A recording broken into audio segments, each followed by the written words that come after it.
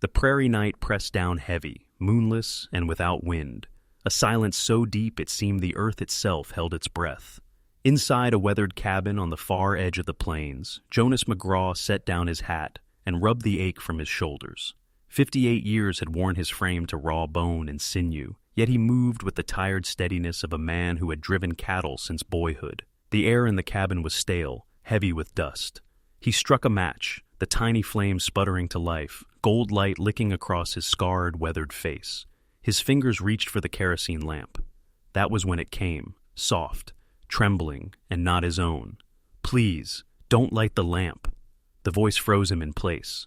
Jonas had buried wives and kin, stood against wolves and storms, but he knew in that moment this voice didn't belong to the silence of his home. His eyes narrowed. The match burned low, glow trembling across the wood walls. Slowly, his gaze found the corner. There, crouched in shadow, was the outline of a woman. Fabric torn, hair tangled, shoulders shaking with weakness. Jonas let the match die in his fingers, smoke curling into the still air. His throat felt dry. "Who in God's name are you?" he asked, voice low, gravelly. She didn't lift her head, only whispered, desperate, "If they see the light, they'll find me. Please, don't." The words sat heavy in his chest. Outlaws, most likely. Someone had driven her here, hunted her to his door. The danger seeped into the air like smoke, choking every breath. Jonas's jaw clenched. He could press her, demand answers, or he could trust her silence, trust the fear in her broken voice. Then, from the wide dark outside, came the sound, slow, deliberate, the crunch of distant hoofbeats rolling through the night.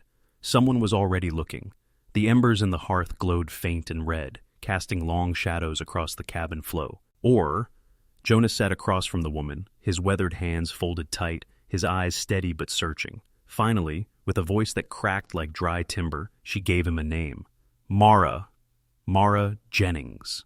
Each syllable dragged out as though it might tear something from her chest. Jonas studied her in that dim firelight, the bruises blooming dark along her arms, the ragged hem of her dress, the hollow look in her eyes that spoke of days spent running with no rest. She was worn thin, hunted to the edge. He pushed a tin cup toward her. "Water. Go on, drink." Her trembling fingers lifted it, and she drank as though she hadn't tasted water in a lifetime. Jonas tore a crust of bread, set it before her. She ate in silence, crumbs shaking loose in her lap. And while she ate, the old rancher's thoughts wandered. He saw Sarah, his Sarah, gone these 10 long years. He remembered her words, soft as prairie wind. No soul should face the dark alone. For a moment, it was as if she was in the room again, urging him toward mercy. Mara's shoulders quaked, her voice breaking into fragments. She had seen something. Papers stolen, land deeds forged, a rancher gunned down in the cold blood. "They'll kill anyone who hides me," she whispered. Jonas felt the truth sink deep. His cabin, long a place of solitude and grief, had become a mark on a killer's map. His hands tightened on the rough edge of the table, veins standing out like cords. He knew the choice before him. Hand her over, live another day, or keep her safe and invite death through his door. Then, the decision was cut short. A hard knock rattled the cabin door. The knock thundered through the cabin, sharp against the stillness of night. Jonas rose slow, his back stiff, his boots groaning on the wooden floor. He reached for the rifle propped by the hearth, fingers curling around the stock, like it was part of his very arm. In the corner, Mara shrank into the shadows, her arms wrapped tight around herself, breath shallow and quick. Another knock came, harder, followed by a voice that scraped across Jonas's spine. "Evening, McGraw! Heard you got company in there." The sound of it chilled him to the bone. Clay Tully. Jonas knew that voice well. Once a man of town, now a wolf dressed in dust and leather, leading a gang that had tormented the county for months. Jonas steadied the rifle, though his heart hammered louder than any hoofbeat. "Ain't no company here," he called back, voice low, steady. Laughter rose outside, cruel and sharp. Boots crunched in the dirt, the shuffle of men circling. Horses snorted restless, iron bits clinking in the dark. Tully's voice cut through again. "She's ours, McGraw. Just a witness needin' burying. Hand her over, and you get to keep that roof over your head." Jonas's grip tightened, knuckles white against the wood. Behind him, Mara's hand found his sleeve, her whisper trembling like glass. "If they find me, they'll burn this place. They'll burn you with it." The weight of her words pressed heavy. Jonas moved fast, boarding the windows, shoving furniture against the door, pushing Mara deeper into the cabin's dark belly. His mind, weary but unbroken, locked into the rhythm of survival. From outside came the promise, bitter and cold. "We'll be back come dawn. Think it over." Their hoofbeats faded into the night. Silence settled again, until Mara leaned close, her voice a ghost. "Jonas, I know what they're after. And if I tell you, it'll mean life or death for us both."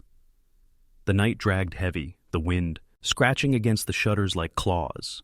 Inside, the fire burned low, painting Mara's face in flickering amber as she finally let the truth spill. Her voice was thin, frayed by fear. "They stole 'em, Jonas. Legal papers, deeds to land with water, more precious than gold out here. I saw Clay shoot the rancher who held him. If I talk, their whole scheme dies." Jonas sat silent, the rifle resting across his knees. His jaw tightened, muscles in his weathered face hard as stone. Drought had cost him half his herd last summer. He knew too well what water meant out here. It was life itself. To kill and steal for it. His gut twisted with rage. Mara's shoulders shook, tears streaking the dust on her cheeks. "I never meant to drag this to your door. I should have kept running." Jonas shook his head slow, his voice graveled deep. "Don't lay blame on yourself. My anger ain't for you. It's for me. For sitting quiet all these years, letting men like Clay run roughshod while I hid behind my grief."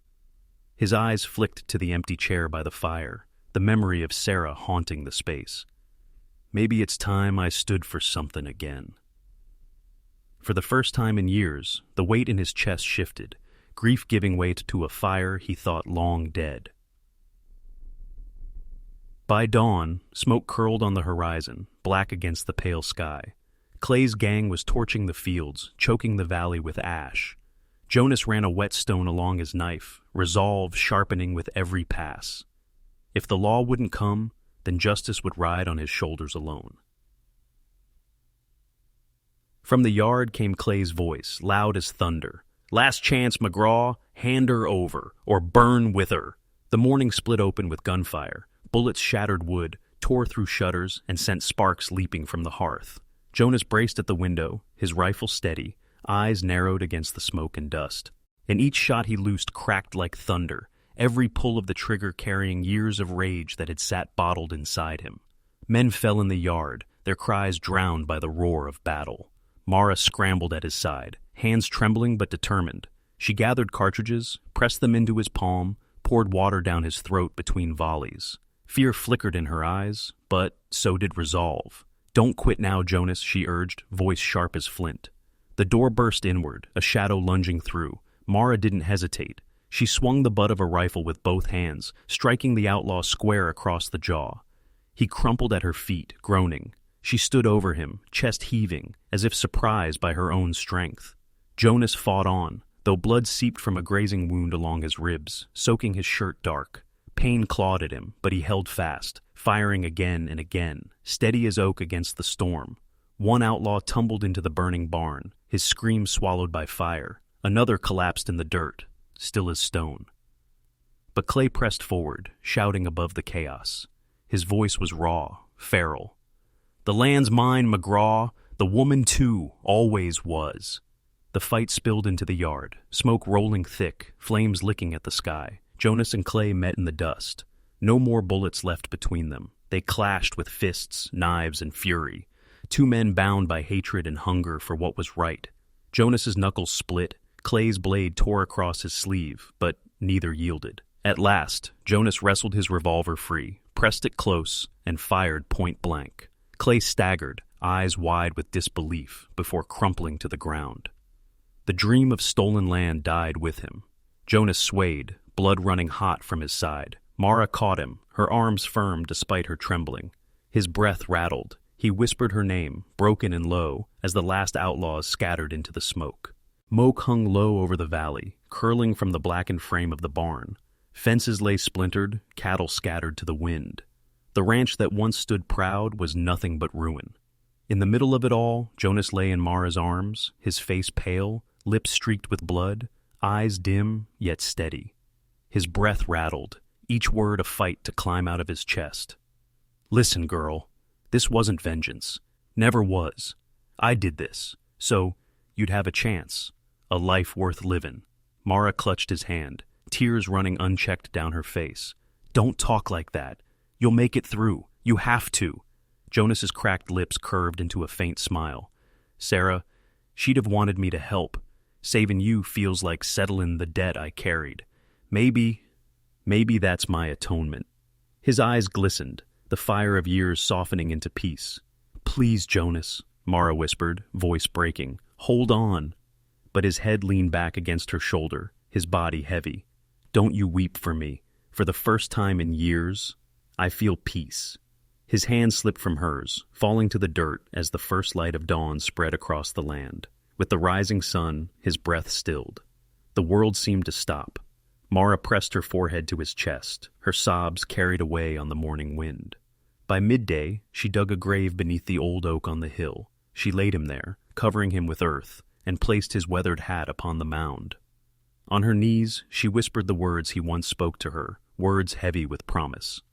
You're safe here. Though grief hollowed her, a fragile fire kindled inside, Jonas's final gift. With the stolen deeds in her satchel, Mara mounted a horse and turned toward the horizon. She would find the law, restore the land, and carry Jonas's memory into every mile. The ranch lay silent behind her, but his light rode with her still. And somewhere in the endless west, justice waited.